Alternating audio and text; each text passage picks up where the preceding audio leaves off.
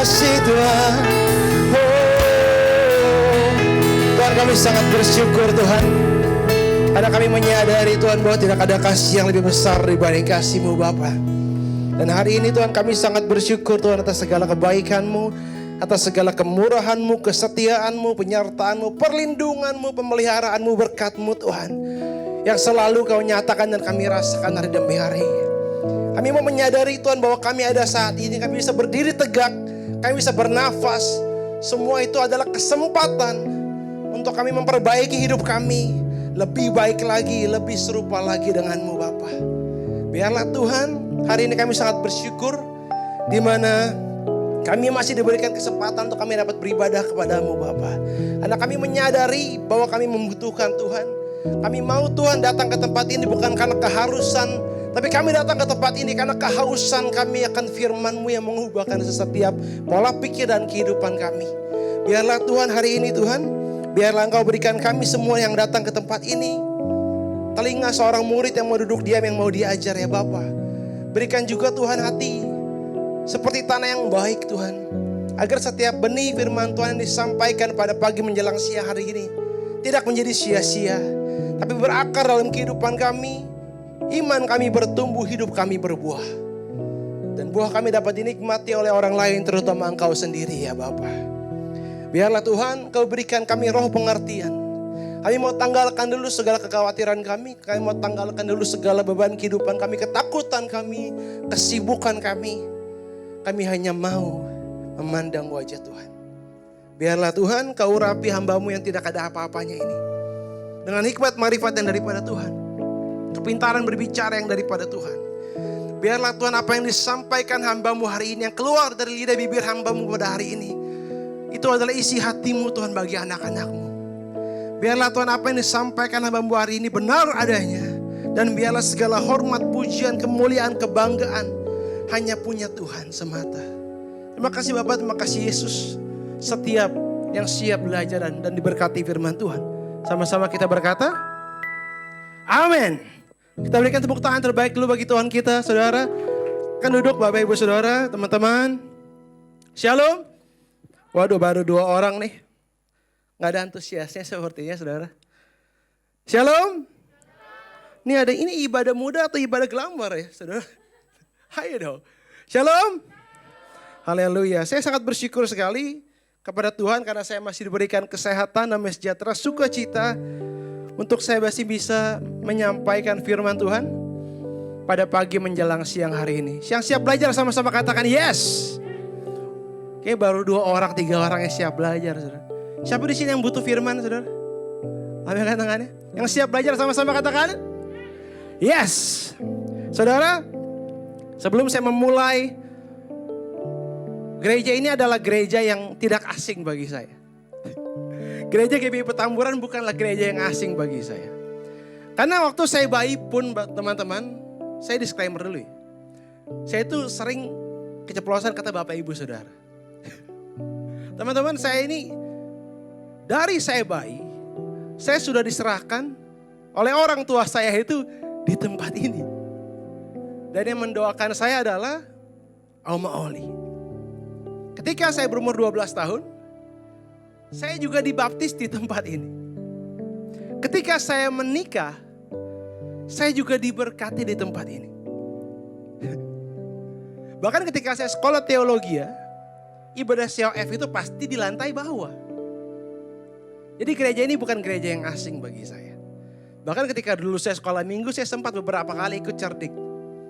Cerdik singkatan dari apa? Ceria di hari Kamis. Jadi gereja ini bukan gereja yang asing bagi saya. Perkenalkan, nama saya Rafael Christian. Saya adalah anak ketiga dari 3 bersaudara. Jadi saya ini adalah anak bontot satu-satunya. Betul dong? Gak ada anak bontot 2 tuh gak ada. Anak bontot satu-satunya. Dari Bapak Ting Ting Wiryawan dan Ibu Sinta Sari Dewi. Salah satu gembala cabang dari GBI Petamburan. Saya berumur 28 tahun. Bulan depan saya berumur 29 tahun. Saya sudah menikah. Jadi jangan ada yang kecewa di tempat ini. Saya sudah dikaruniai 2 orang anak.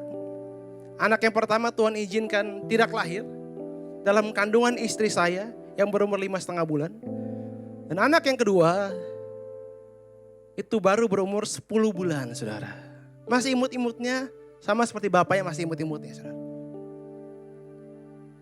Dan saya dipanggil menjadi hamba Tuhan sejak kelas 4 SD.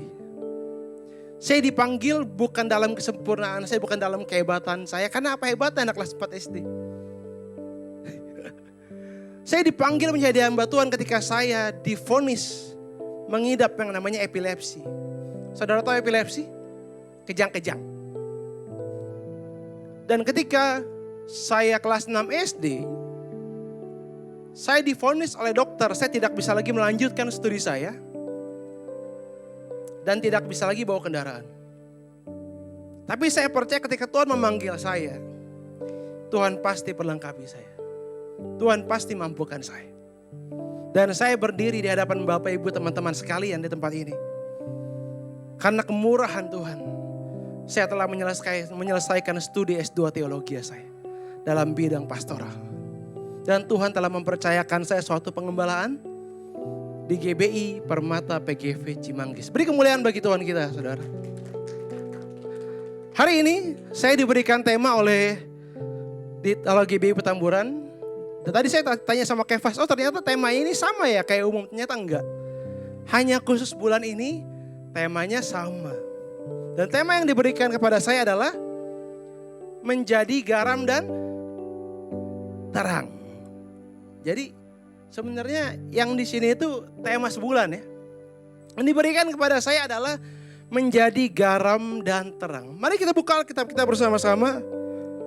Dalam Matius 5 ayat yang ke-13 sampai dengan yang ke-16. Matius 5 ayat yang ke-13 sampai dengan yang ke-16. Yang sudah dapat sama-sama katakan yes. Yang belum dapat boleh lihat di layar belakang apakah ditampilkan. Mari kita baca bersama-sama dengan suara yang lantang. 1, 2, 3. Kamu adalah apa? Garam dunia. Jika garam itu menjadi tawar, dengan apakah ia diasinkan? Tidak ada lagi gunanya selain dibuang dan diinjak orang. Ayat ke-14. Kamu adalah apa? Terang dunia. Kota yang terletak di atas gunung tidak mungkin tersembunyi. Ayat ke-15. Lagi pula, orang tidak menyalakan pelita lalu meletakkannya di bawah gantang, melainkan di atas kaki dian, sehingga apa? Menerangi semua orang di dalam rumah itu. Ayat ke-16, 1, 2, 3. Demikianlah hendaknya terangmu bercahaya di hadapan orang, supaya apa? Mereka apa? Melihat perbuatan saya, katakan perbuatan saya. Perbuatan saya yang baik dan apa? Memuliakan Bapa yang di sorga. Saudara, saya hari ini mau menyampaikan garam dan terang itu secara esensi. Maksudnya apa secara esensi? Kita sebagai anak muda kita harus paham betul apa tujuan utama kita menjadi garam dan terang. Karena seringkali menjadi garam dan terang itu menjadi bias. Menjadi keliru. Kenapa? Karena banyak orang yang berpikir, banyak anak muda yang berpikir, menjadi garam dan terang ini harus sukses dulu. Harus berhasil dulu, baru bisa menjadi berkat. Seringkali kita keliru. Tujuan utama kita menjadi garam dan terang itu untuk apa sih, teman-teman?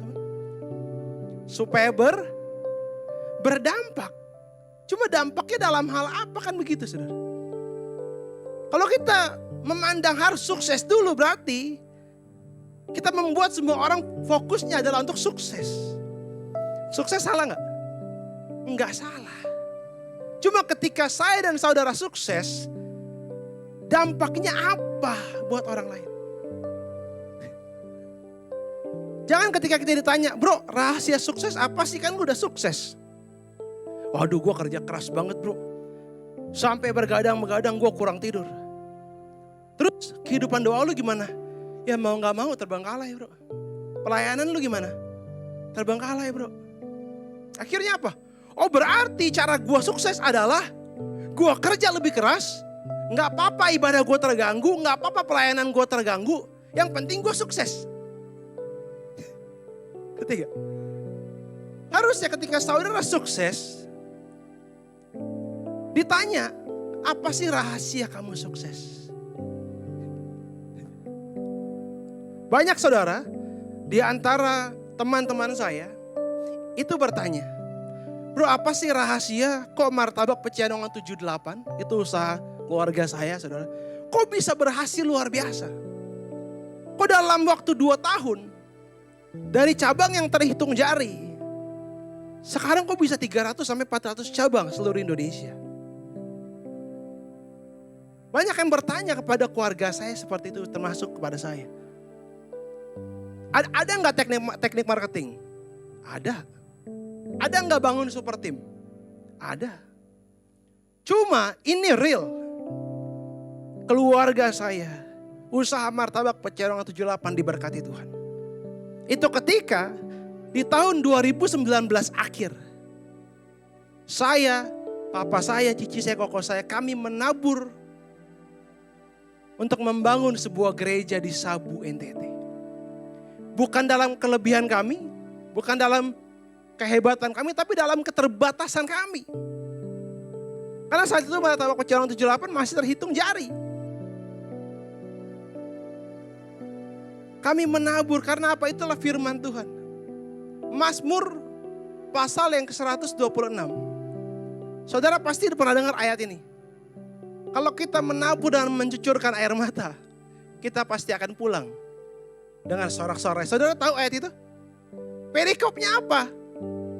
Mazmur 126 judul perikopnya apa saudara? Pengharapan di tengah penderitaan. Di dalam penderitaan, secara akal dan logika pengharapan saudara harusnya apa? Semua orang tolong saya. Masalah saya kelar, tapi firman Tuhan beda. Ketika engkau dalam keterbatasan, ketika engkau dalam kekurangan, di situ engkau harus menabur. Supaya kita gak bilang harus sukses dulu baru menabur. Ketika saya kasih advice seperti itu, akhirnya orang memahami, oh ternyata usaha keluarga saya berhasil karena kita menabur dalam penderitaan. Dan itulah yang firman Tuhan katakan. Dan seringkali menjadi bias juga, karena begini banyak orang yang memandang menjadi garam dan terang adalah ketika saya dan saudara punya skill yang begitu luar biasa, dan kita dipakai oleh banyak perusahaan besar, dan kita menjadi orang yang berguna. Apakah salah? Tidak sepenuhnya salah dan tidak sepenuhnya benar. Punya skill boleh gak? Harus gak? Harus.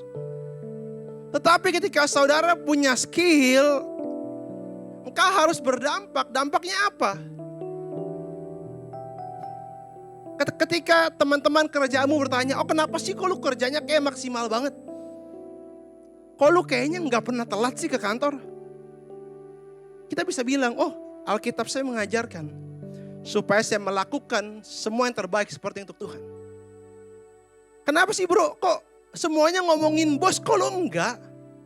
Kan lu tahu bos kita pelit. Lu tahu bos kita ini pemarah. Kok lu masih bisa kerja maksimal? Yang lain ngomongin bos, kok lu enggak?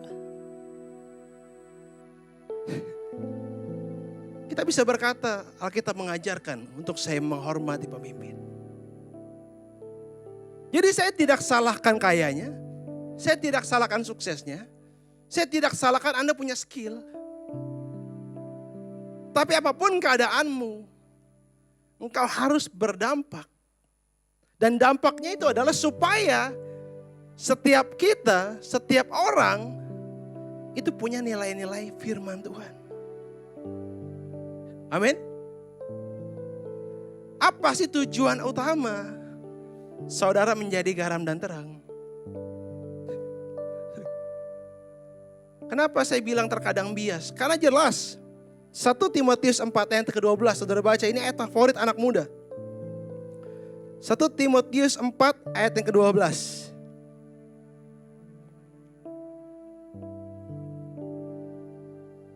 Saudara menyimak saya bacakan. Jangan seorang pun menganggap engkau rendah karena engkau muda. Jadilah teladan bagi orang-orang percaya dalam apa? Perkataanmu. Dalam apa? Tingkah lakumu. Dalam apa? Kasihmu. Dalam apa lagi? Kesetiaan dan kesucianmu. Apakah di sini ada kata tenar? Apakah di sini ada kata sukses?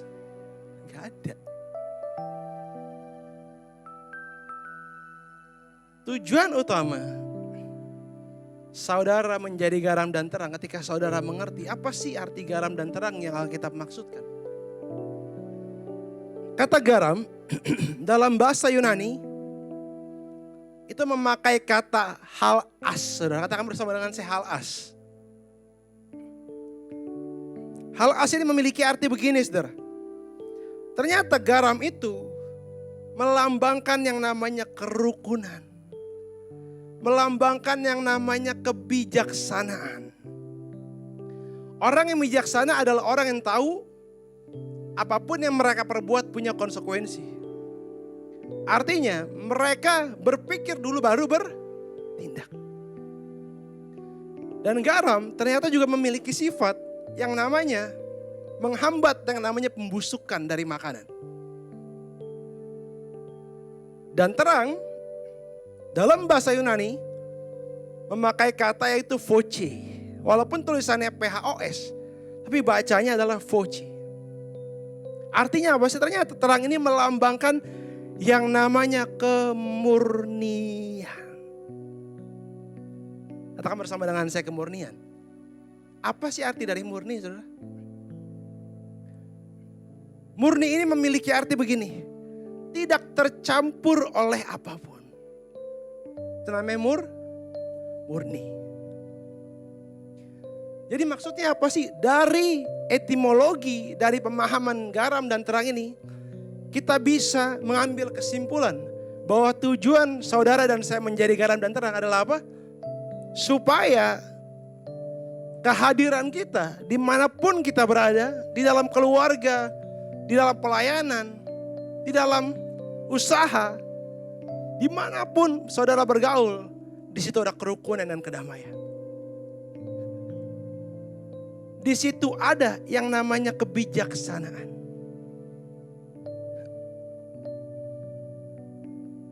Karena garam dan terang ini berbicara tentang sesuatu yang mempengaruhi, bukan sesuatu yang dipengaruhi. Artinya saudara dan saya harusnya tidak dapat dipengaruhi. Karena apa? Harusnya kita itu murni. Maksudnya apa sih murni? Tidak tercampur oleh standar-standar dunia ini. Tidak tercampur oleh nilai-nilai dunia ini. Supaya saudara dan saya, dimanapun engkau berada, ada kedamaian. Ada kerukunan. Jadi mari kita berkaca hari-hari ini. Apakah kita membawa damai atau enggak? Jangan sampai ada kita malah jadi ribut, saudara. Ada kita malah jadi gak damai. Bahayanya adalah begini, teman-teman. Masalahnya adalah begini. Kenapa banyak orang tidak mau menjadi garam dan terang? Karena menurut nilai dunia ini, untuk menjadi garam dan terang ini tuh gak make sense. Untuk berdampak, itu gak make sense. Kenapa? Karena dunia mengajarkan yang penting saya happy. Yang penting saya sukses duluan dibanding mereka. Yang penting saya lebih keren, yang penting saya lebih kaya. Sehingga gak make sense. Menjadi garam dan terang itu kita berbicara tentang berdampak, saudara. Boleh saya minta aku, saudara? Gak make sense.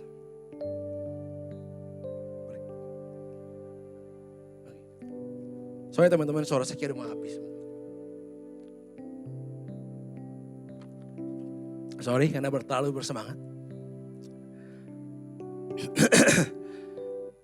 Sekarang ini bagi anak muda menjadi garam dan terang itu enggak menarik. Kenapa? Karena anak muda biasanya apa? Lebih mementingkan diri sendiri. Yang Tuhan pengen adalah kita mencintai sesama manusia seperti diri sendiri. Sedangkan dunia mengajarkan apa? Lu harus lebih keren. Lu diakui, lu punya banyak temen, lu dianggap hebat ketika engkau sukses. Luar biasa. Sehingga apa? Yang kita kejar selama ini, yang kita fokuskan selama ini, ya itu lagi. Sehingga nilai firman itu udah gak menarik. Jadi kalau saat ini engkau masih punya standar dunia. Oh yang keren handphone harus iPhone. Mobil minimal Innova. Jam tangan harus Rolex. Hati-hati. Dalam pernikahan juga itu hati-hati. Standarmu bukan standar dunia. Menikah apa sih standarnya? Oh harus punya rumah. Harus punya mobil. Harus punya anak. Harus gak sih punya anak? Gak harus lah. Banyak kok yang gak punya anak. Tetap setia melayani Tuhan. Hati-hati. Apa yang menjadi standar hidupmu saat-saat ini itu gak bisa menjadikan saudara menjadi garam dan terang. Kan apa? Menjadi garam dan terang itu berbicara tentang saudara membawa damai. Saudara membawa nilai-nilai yang murni dimanapun engkau berada. Kalau engkau pakai standar dunia berarti engkau mencintai dunia. Kalau engkau mencintai dunia ini dan segala isinya, Alkitab mengatakan bahwa tidak akan ada kasih kepada Bapa, betul? Kalau saudara tidak ada kasih kepada Bapa, engkau tidak bisa menjadi mempelai. Kalau engkau tidak bisa jadi mempelai, engkau tidak bisa masuk dalam perkawinan anak domba. Yes. Kenapa sih Alkitab selalu mengajarkan, pikirkanlah perkara yang di atas. Kenapa sih saudara? Itu kayaknya buat anak muda basi. Apa sih perkara yang di atas? Orang gue aja masih banyak problem kok. Gue aja masih banyak pengen kok. Kok pikirkan perkara yang di atas sih? Kenapa harus pikirkan perkara yang di atas? Karena kita tidak ada yang tahu sampai kapan kita hidup.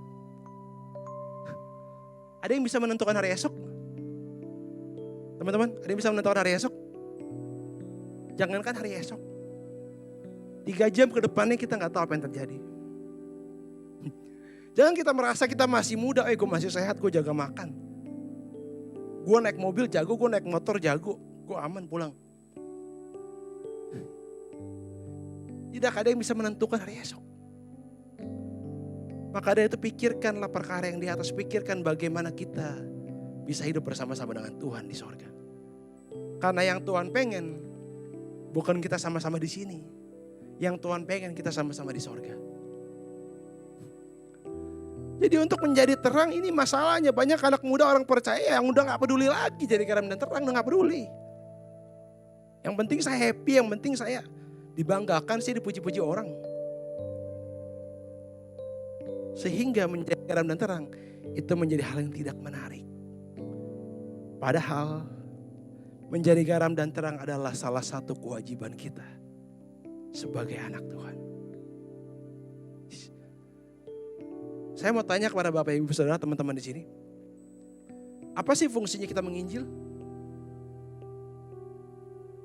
Apa sih saudara? Agar dia Kristen. KTP kita Kristen menjamin kita hidup benar gak di hadapan Tuhan? Dibaptis. Dibaptis menjamin kita hidup kita makin beres gak? Menjamin gak? Gak menjamin.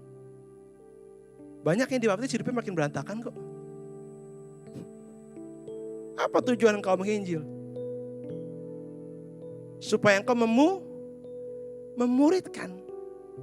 Masalahnya ketika kita mendengar kata memuridkan, itu jangan kita bayangkan, oh kita dulu sekolah SD, SMP, SMA, ada guru yang mengajarkan firman Tuhan, enggak gitu.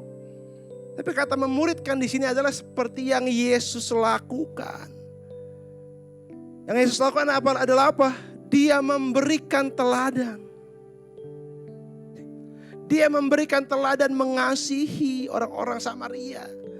Dia mengasihi orang-orang berdosa. Dia memberikan teladan, dia murah hati. Itulah tugas saya dan saudara, itu menjadi teladan. Supaya dalam tingkah laku dan perkataan saya dan saudara itu mencerminkan nilai firman Tuhan. Itu tujuan utamanya.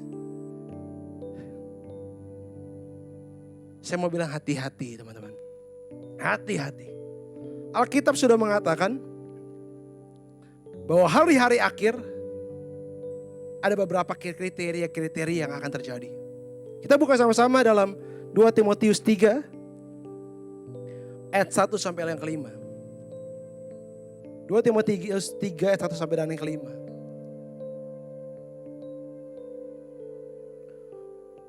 Dua Timotius 3 ayat yang ke-1 sampai dengan yang kelima. Mari kita baca sama-sama 1, 2, 3. Ketahuilah bahwa pada hari-hari terakhir akan datang masa yang sukar. Masa-masa sekarang masa yang sukar enggak saudara? Sukar. Manusia akan apa? Mencintai dirinya sendiri. Saudara dengar baik, saudara pastikan saudara tidak ada dalam kategori ini. Dan menjadi apa? Hamba uang. Mereka akan membual dan menyombongkan diri. Mereka akan menjadi pemfitnah. Mereka akan berontak terhadap orang tua. Dan tidak tahu berterima kasih, tidak memperdulikan agama. Ayat yang ketiga. Tidak tahu mengasihi, tidak mau apa? Berdamai. Suka menjelekkan. Ini gosip nih saudara. Ya kan? Apalagi saudara?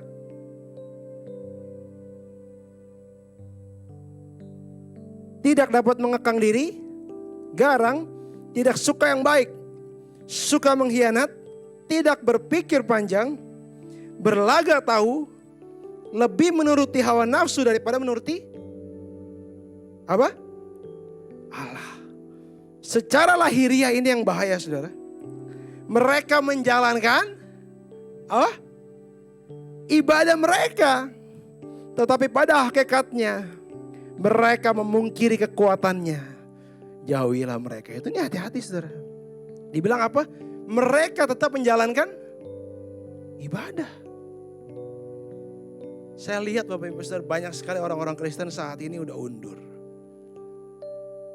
Saat ini udah gak memperdulikan lagi yang namanya baca Alkitab. Udah gak memperdulikan lagi yang namanya saat teduh. Udah gak memperdulikan lagi bagaimana saya harus menjadi teladan. Hati-hati loh. Tuhan itu gak bisa dibohongi. Dia gak bisa selalu dipermainkan. Kita gak bisa menutup segala kesalahan kita dan aktivitas agama kita. Dengan status kita sebagai pelayan Tuhan gak bisa di hadapan Tuhan. Betul gak? Duh, saya lihat hari-hari ini banyak hamba-hamba Tuhan sedang diuji. Sedang jatuh saudara. Makanya saudara-saudara harus berhati-hati. Mari kita koreksi diri, apakah saya masih ada dalam kategori ini. Lebih menuruti hawa nafsu dibanding menuruti Allah. Menyombongkan diri, memikirkan diri sendiri. Maka saya bilang untuk saudara jadi garam dan terang gak bisa kalau masih memikirkan diri sendiri. Gak bisa. Buang jauh-jauh nilai dunia itu. Buang jauh-jauh standar dunia itu. Apa yang harus saya dan saudara lakukan? Untuk menjadi garam dan terangkan ini yang harus saudara pahami. Yang pertama saudara, kenapa saya dan saudara dan bagaimana kita bisa menjadi garam dan terang? Yang pertama adalah saudara menjaga hati. Katakan bersama dengan saya, menjaga hati. Mari kita buka Alkitab kita dalam Markus 7. Ayat yang ke-21 sampai yang ke-22. Markus 7 ayat yang ke-21 sampai yang ke-22.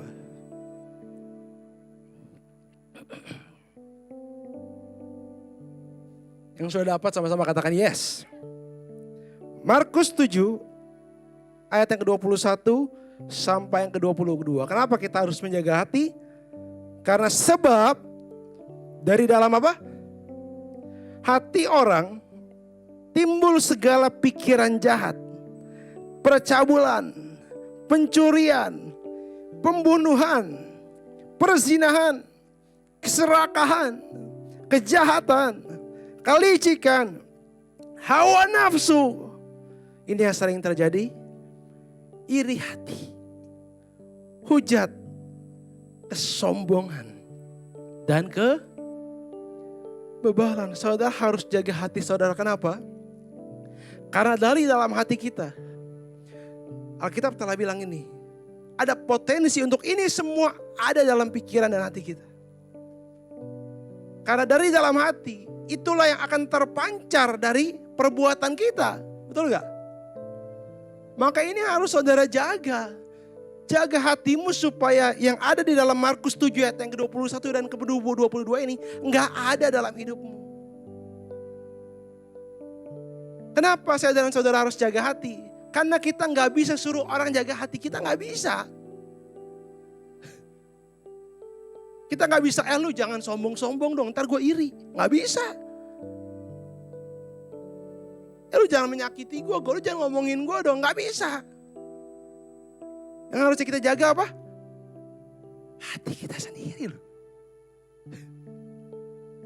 Kita gak bisa suruh orang, lu kalau main media sosial, lu jangan ngepost barang branded dong. Lu jangan ngepost traveling dong. Kenapa? Gue jadi iri lah. Yang harus kita jaga itu hati kita. Standarnya apa?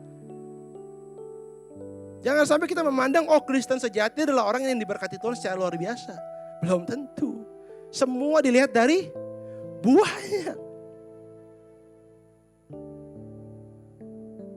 Yang harusnya yang dijaga adalah hati saya dan saudara. Bebas orang mau ngepost apapun, itu bebas. Karena itu bukan standarnya Tuhan. Tapi saya mau ikuti standarnya Tuhan. Makanya saudara hati-hati dalam bermedia sosial. Ada yang namanya kecemburuan sosial. Sebenarnya hak kita sih untuk kita mempost apapun. Cuma kalau engkau dalam hati nuranimu sudah tahu itu mau pamer, mending jangan. Karena seringkali posan kita yang mengenai hal-hal seperti itu malah membuat orang tidak bersyukur. Membuat orang malah jadi iri hati. Membuat orang jadi malah meninggalkan standarnya Tuhan. Dan dia kejar standar yang kita bangun. Saya mau bilang, kekayaanmu, kepintaranmu tidak bisa menyelamatkanmu. Tuhan gak bangga dengan itu saudara. Gak bisa menyelamatkan saudara. Jangan kita selalu mengejar apa yang dianggap bagus sama manusia. Karena gak ada yang tahu kapan kita masih hidup. Jangan sampai kita mati dalam pengejaran yang seperti itu teman-teman. Jaga hatimu. Jaga hatimu. Katakan kiri kanan, jaga hati lo.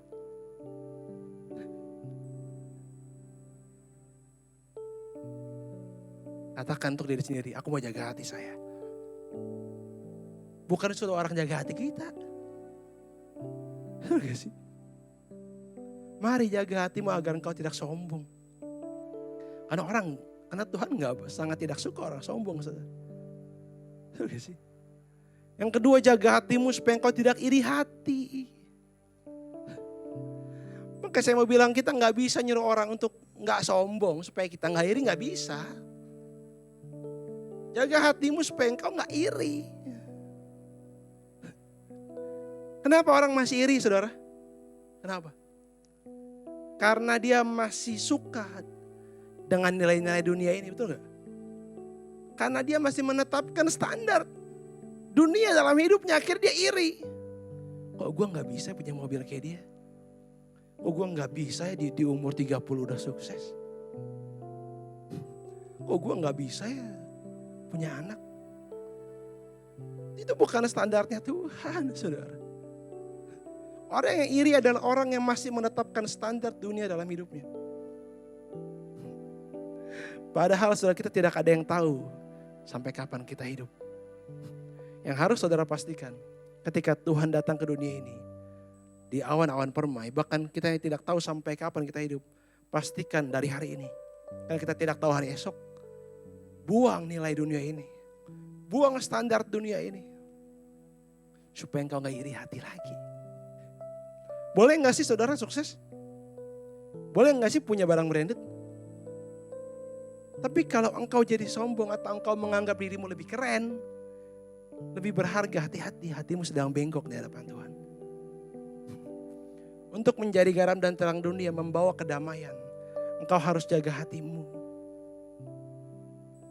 Seperti yang saya bilang, kita gak bisa jaga hati orang. Kadang Tuhan mengizinkan kita disakiti, kita dikecewakan, kita dihianati. Supaya apa? Supaya kita bisa jaga hati kita. Terserah orang mau mengatakan saya apa itu terserah. Tapi saya tetap mau mengasihi mereka. Mengampuni sulit gak saudara? Sulit kalau kita masih pakai hati kita sendiri. Kita butuh Tuhan. Kita butuh hadirat Tuhan. Kita butuh hadirat Tuhan saudara. Maka dari itu kita harus jaga hati agar kita gak penuh dengan kebencian, kedengkian. Karena untuk menjadi garam dan terang kita harus membawa kedamaian saudara. Kita harus tanamkan terus nilai-nilai pada orang sekitar kita. Supaya apa? Orang makin dekat kita, imannya makin bertumbuh. Makanya tadi sifat garam adalah apa? Memperhambat pembusukan. Artinya apa? Orang semakin dekat kita, bukannya semakin meninggalkan Tuhan. Orang semakin dekat kita, bukan semakin meninggalkan keintimannya sama Tuhan. Tapi orang dekat kita, harusnya dia semakin dekat sama Tuhan. Makanya hari ini ayo teman-teman sadar. Jangan kita bergaul, tapi gak ada nilai firman Tuhan. Main game seharian, gak ada yang ingetin, baca Alkitab yuk, jangan lupa lu pelayanan besok ya. Bagaimana hubungan lu sama papa mama?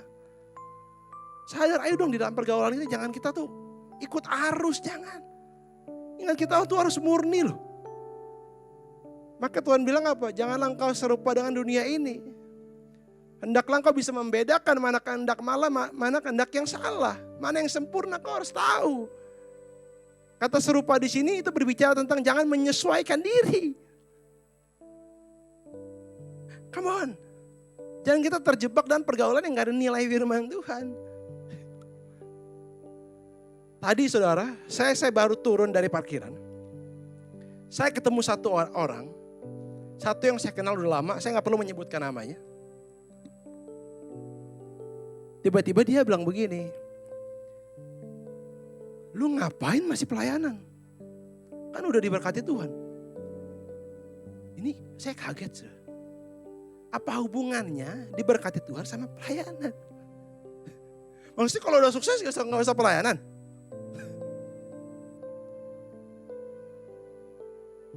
Terus lu di mana sekarang?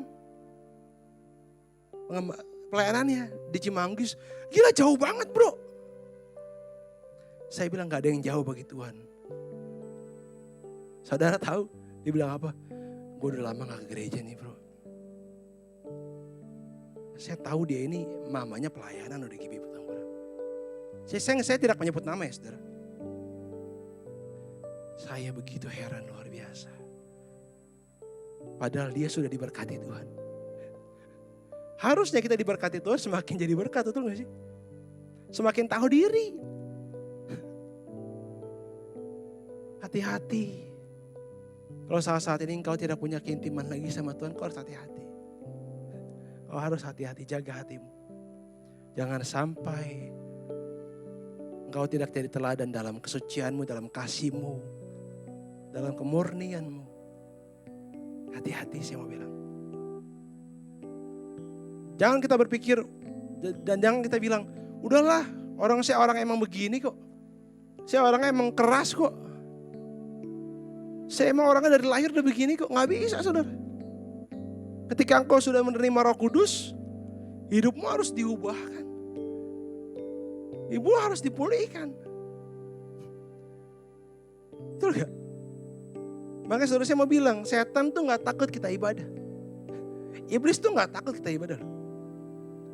Iblis tuh gak takut kita dibaptis.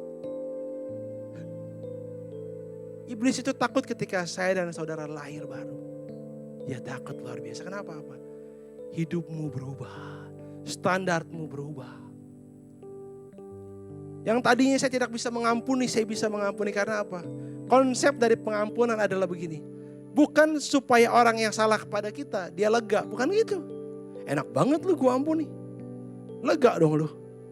Sebenarnya enggak. Konsep pengampunan adalah supaya saya dan saudara yang lega sebenarnya. Yes. Emang enak saudara hidup dalam kebencian? Gak enak. Hidup dalam iri hati emang enak? Gak enak. Bersih tegang sama orang tua emang enak? Gak enak. Bersih tegang sama sahabat emang enak? Sama teman-teman gereja emang enak? Sama hamba Tuhan emang enak? Gak enak. Jadi pengampunan itu supaya saya dan saudara yang lega. Pengampunan itu saudara jangan lihat manusianya tapi lihat Tuhannya. Engkau mengampuni biar engkau lega. Amin. Jadi kita gak bisa berkata, oh enak aja gue ampuni. Oh ini kan emang gue sikap gue begini keras emang. Ingat jaga hatimu. Jangan sampai yang dikatakan dalam Markus 7 ayat 21 dan 22. Dan 2 Timotius 1 ayat 5 tadi. Masih ada dalam setiap kita. Yang pertama apa? Jaga hati. Katakan bersama dengan saya, jaga hati. Yang kedua, jaga perkataanmu. Tuhan pengen kita membawa damai. Tapi seringkali karena perkataan kita tidak membawa damai. Hati-hati akan lidah kita loh saudara. Jaga lidahmu. Kita gak bisa jaga lidah orang, betul gak? Gak bisa kita jaga lidah orang. Yang harus saudara jaga adalah lidah saudara sendiri. Ada beberapa hal yang sensitif dibicarakan saudara. Seperti usia. Seperti fisik. Terkadang secara tidak sadar atau sadar perkataan kita itu gak membawa damai. Lu gendutan nih. Lu iteman nih. Kok lu sekarang jerawatan sih? Lu kapan nikah? Lu kapan punya anak? Seringkali kita gak jaga lidah kita. Apa urusannya perkataan kita sama hidup orang saudara? Come on, jaga lidah kita. Gak usah kita mikirin lagi, lu kapan nikah, kapan punya anak? Lu urusan lu lebih bagus, ya urusan dia. Jaga lidahmu.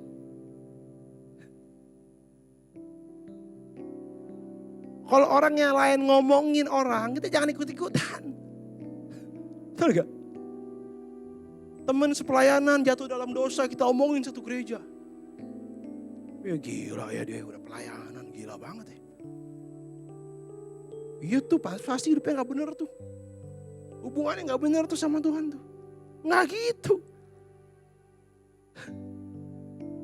Tuhan datang ke dunia ini bukan untuk menghakimi kita loh. Penghakiman itu belum saatnya, betul? Jangan kita udah menghakimi loh. Tuhan itu datang untuk orang berdosa loh. Jadi jangan orang jatuh dalam dosa, pendeta jatuh dalam dosa, kita omongin satu gereja, satu sinode. Ikut-ikutan. Enak kan ngomongin orang tuh enak gak? Makin digosok makin sip. Enak bener ya. Wah tuh 2 jam gak berasa tuh ngomongin orang tuh. Kita harus menanamkan nilai di tengah-tengah yang kayak begini. Ketika orang jatuh dalam dosa, yang ketika orang lain ngomongin, udahlah bro, semua manusia luput dari kesalahan. Itu gak sih? Tidak luput dari kesalahan. Coba kita berkaca sama diri sendiri, emang kita sempurna? Udahlah bro, walaupun dia sekarang jatuh dalam dosa, kita doakan biar dia bangkit lagi. Kalau bisa kita bimbing, kalau bisa kita temenin. Udah bro, Tuhan masih sayang lu kok. Akhirnya apa? Orang yang berdosa ini enggak jauh dari Tuhan. Kalau dia ngomongin jadi enggak ke gereja, saudara. Enggak. Jadi malah dia malah jauh dari persekutuan. Jangan. Ketika temanmu jatuh dalam dosa, engkau harus, oh iya bro, gue juga banyak salah kok. Ayo mari kita kembali sama Tuhan, mari kita bangun lagi hubungan sama Tuhan. Tuhan datang untuk orang berdosa. Tuhan menerima lu apa adanya. Tapi ingat, Tuhan kasih kesempatan kita loh. Tuhan tuntut buah loh, saya bilang. Jangan karena kita dengar, oh Tuhan terima saya apa adanya, saya bisa berantakan, gak bisa. Tuhan menuntut buah, yaitu buah pertobatan dalam setiap kita. Makanya saya selalu bilang, kalau saudara masih bisa bernafas saat ini, berdiri tegak saat ini, itu adalah kesempatan Tuhan untuk engkau bertobat dan memperbaiki hidupmu lebih lagi di hadapan Tuhan. Jaga lidahmu, agar lidahmu itu membawa berkat. Ketika yang lain ngomongin orang, kau jangan. Betul gak? Jaga lidah supaya apa lagi? Saudara pernah buka ayat ini gak saudara? Matius 12. Matius 12.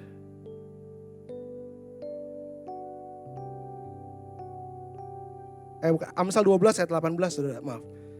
Amsal 12 ayat ke-18. Amsal 12 ayat yang ke-18.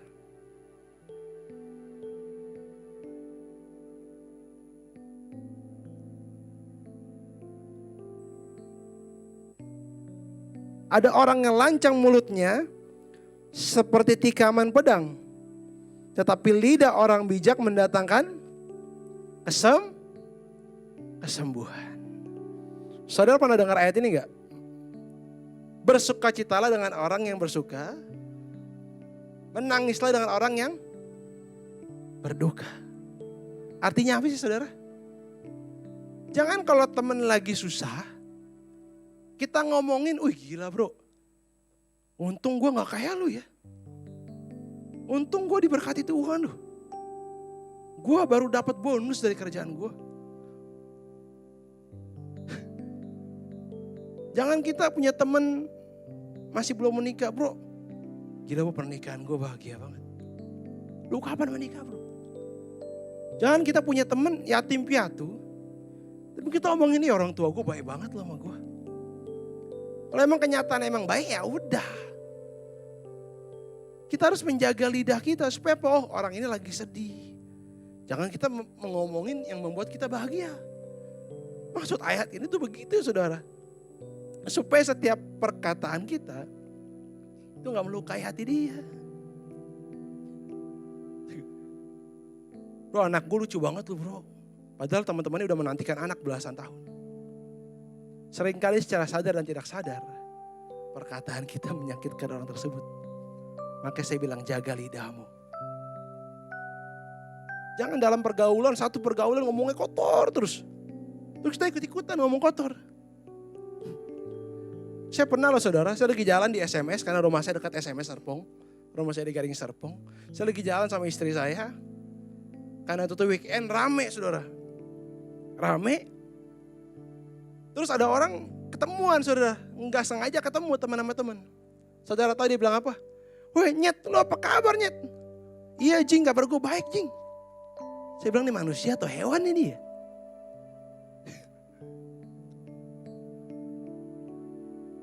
Jaga lidahmu. Jaga lidahmu. Mungkin kita sering salah, tapi terus Tuhan maafkan aku Tuhan. Aku mau jaga lidahku. Diserempet dikit sama orang. Bego lu. Bodoh anjing lu. Mari jaga lidahmu.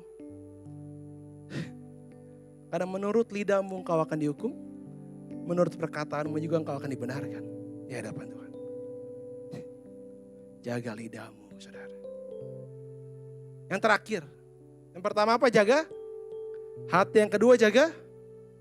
Yang terakhir jaga kasihmu kepada Tuhan dan kepada sesama.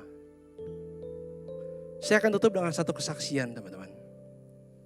Pada saat saya kuliah S2 Teologi, ada salah satu mata pelajaran yang mewajibkan saya untuk saya datang ke sebuah tempat rehabilitasi, di mana tempat-tempat di sana adalah tempat-tempat orang yang punya penyakit mental atau mental abnormal. Saat itu saya dikasih 3 pilihan sama dosen saya. Salah satunya adalah panti gerasa. Siapa yang di sini tahu panti gerasa? Di mana itu tempat-tempat orang yang punya penyakit mental. Namun karena panti gerasa ini khusus wanita, saya memilih tempat yang lain. Saya memilih tempat yang ada di Bandung, saudara. Saya lupa namanya apa. Akhirnya saya datang bersama dengan 5 orang teman saya, termasuk saya 6. 4 orang laki-laki, 2 orang wanita. Kami datang ke sebuah tempat di Bandung. Kami juga lupa namanya apa. Namun ketika kami sampai, saudara, itu tempatnya bau banget, saudara. Tempatnya bau luar biasa. Yang namanya orang punya penyakit mental, saudara. Apalagi yang di Bandung ini orang-orang gila di pinggir jalan itu diambil dirawat. Artinya apa? Mereka tuh nggak ada kepikiran untuk membersihkan diri apa. Kadang suka kencing sembarangan dan lain. Itu tempatnya begitu bau luar biasa, saudara. Ketika kami turun dari mobil itu bau banget. Dan secara manusiawi, saudara, yang namanya juga manusia tidak luput dari kesalahan. Ketika turun itu baunya luar biasa dan saya dan teman-teman saya memutuskan untuk pergi. Memutuskan untuk pergi. Namun, udahlah coba kita turun dulu, kita ngobrol dulu sama pemimpinnya, saudara. Saya lupa nama pemimpinnya siapa. Namun ketika kami ngobrol, kami bertanya, kenapa kok Bapak mau ambil pelayanan yang seperti ini? Kok Bapak mau nyerokin kotoran manusia? Saudara tahu, dia kasih satu ayat, saudara. Itu Matius 25 ayat yang 40. Demikianlah firman Tuhan. Dan raja itu menjawab mereka, aku berkata kepadamu sesungguhnya, segala sesuatu yang kamu lakukan untuk salah seorang dari saudaraku yang paling hina ini, kamu telah melakukannya untuk aku. Jadi kita mengasihi Tuhan itu bukan ketika kita rajin ibadah doang.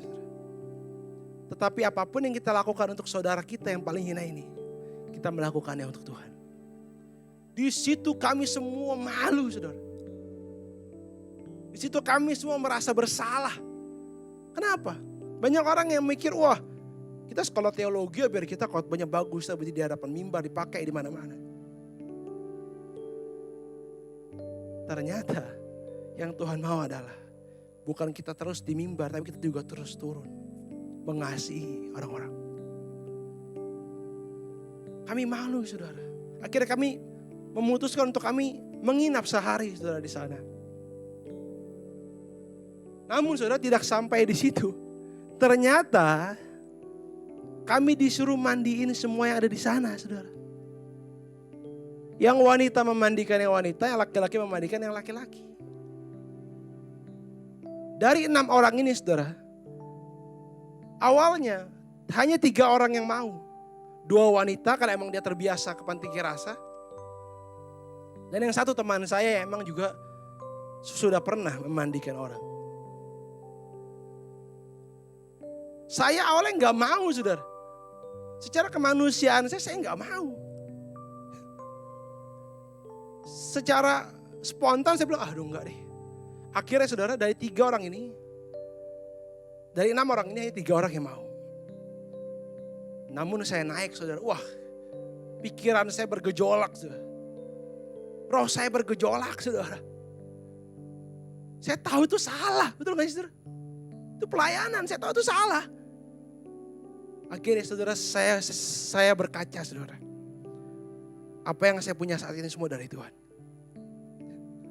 Tangan saya lengkap semua dari Tuhan. Kita tidak bisa memilih bagaimana kita dilahirkan, betul? Saya berkaca saudara, Tuhan ini dari Tuhan. Akhirnya saudara saya memutuskan apa? Saya gunting kuku saya supaya tidak ada kotoran yang menyempil, betul gak sih? Akhirnya saya memutuskan untuk saya ikut memandikan saudara. Dan maaf saudara, orang yang dimandikan itu kan orang yang punya penyakit mental. Yang maaf, alat vitalnya juga udah gak normal. Itu mandi ini tuh bukan hanya guyur-guyur, gak sampai cebokin juga saudara. Gosokin gigi juga. Saya mau tanya sama Bapak Ibu, saudara teman-teman di sini. Ada nggak yang mau mandiin orang punya penyakit jiwa? Tapi pengalaman itu membuka hati dan mata saya. Dan beginilah pelayanan yang sesungguhnya. Jaga kasihmu kepada Tuhan dan kepada sesama. Kalau saat ini engkau diizinkan sama Tuhan untuk melayani yang begitu-begitu. Kalau rohmu masih ada, rohmu masih menyala-nyala, engkau akan mengambil keputusan untuk melayaninya. Dan sampai sekarang kalau saya disuruh lagi, saya tetap mau. Saudara. Kenapa? Saya sudah pernah. Maka dari itu teman-teman, untuk menjadi garam dan terang dunia, jaga hatimu, jaga lidahmu, jaga kasihmu kepada Tuhan dan kepada sesama. Mari bangkit berdiri. Tuhan, kami sangat bersyukur Bapa, karena firman-Mu hari ini yang menegur kami Tuhan.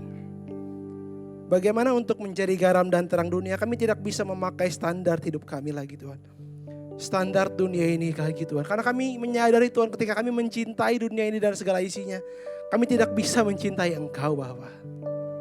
Dan ketika kami tidak mencintai Engkau, kami tidak bisa menjadi mempelai-Mu Tuhan.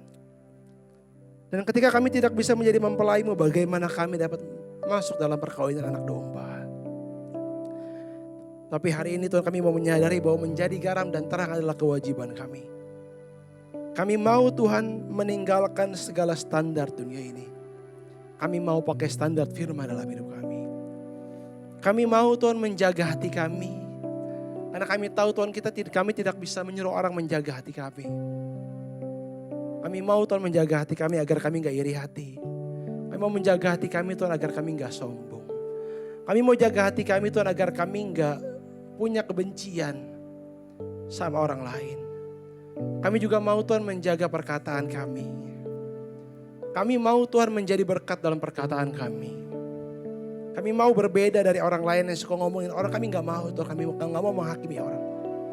Kami mau mengerti Tuhan bagaimana kami harus menangis dengan orang yang berduka. Bagaimana kami juga harus bersuka cita dengan orang yang bersuka cita. Dan yang terakhir Tuhan, yang sangat penting, kami mau menjaga kasih kami kepada Tuhan. Karena kami tahu Tuhan, ketika kami mengasihi-Mu, kami juga dapat mengasihi sesama kami dengan benar. Dan kami tahu Tuhan bahwa kami tidak dapat memprediksi hari esok Tuhan. Kami tidak tahu sampai kapan kami hidup Tuhan. Ampunilah segala impian kami yang bodoh Tuhan. Ampunilah segala keinginan kami yang bodoh. Ampunilah segala kebiasaan kami yang bodoh Tuhan. Tapi kami mau Tuhan lebih mengasihi Engkau lagi. Lebih intim sama Engkau lagi Tuhan. Dan kami mau melayani Tuhan dimanapun kami berada. Apapun pelayanan yang Kau suruh. Kami mau Tuhan. Karena kami mencintai Tuhan. Terima kasih Bapak, terima kasih Yesus, terima kasih Roh Kudus. Haleluya, haleluya. Dengan segenap hati dan jiwaku, ku datang padamu dalam kerinduan. Kasih-Mu yang sanggup mengubahku dan menguatkanku dalam pengharapan. Yesus, Engkaulah permata hatiku. Dunia tak dapat menggantikanmu. Kamu, kemuliaan-Mu tercurah bagiku, menjadikanku indah dan semakin indah bagimu. Mari kita naikkan pujian ini dari awal dengan segenap hati mau kepada Tuhan. Katakan dengan segenap hati, dengan segenap hati dan jiwaku, ku datang padamu dalam kerinduan. Kasih-Mu yang sanggup mengubahku dan menguatkanku dalam pengharapan. Yesus, Engkaulah permata hatiku, dunia tak dapat menggantikan-Mu. Kemuliaan-Mu tercurah bagiku, menjadikanku indah dan semakin indah bagimu. Jemaat saja nyanyikan lagu dari refnya dengan segenap hati. Angkat suara. Yesus, kami mau belajar Tuhan, untuk kami mencintai Engkau Tuhan lebih dari segalanya. Karena kami tahu Tuhan, hanya Engkaulah yang mampu memberikan segalanya bagi kami. Terima kasih Bapa. Tercurah bagiku, menjadikanku indah dan semakin indah bagimu. Angkat kedua tanganmu, katakan dengan segenap hati, Yesus Engkaulah, Yesus Engkaulah permata hatiku, dunia tak dapat menggantikan. Kemuliaan-Mu tercurah bagiku, menjadikanku indah dan semakin indah bagimu. Oh, Yesus Engkaulah permata hatiku, dunia tak dapat menggantikan-Mu. Kemuliaan-Mu tercurah bagiku, menjadikanku indah. Saya panggil kehadiran Kau untuk menutup firman Tuhan. Bagimu jadikanku indah, jadikanku indah dan semakin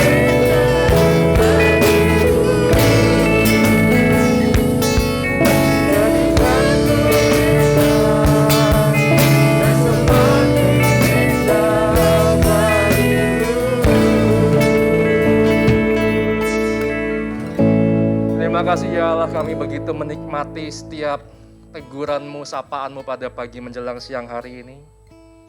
Kami tahu kami anak-anak muda yang sangat terbatas dalam kehidupan kami yang masih sangat belia ini. Karena itu Roh Kudus terus sertai kami, nyatakan kuasa-Mu dalam kehidupan kami.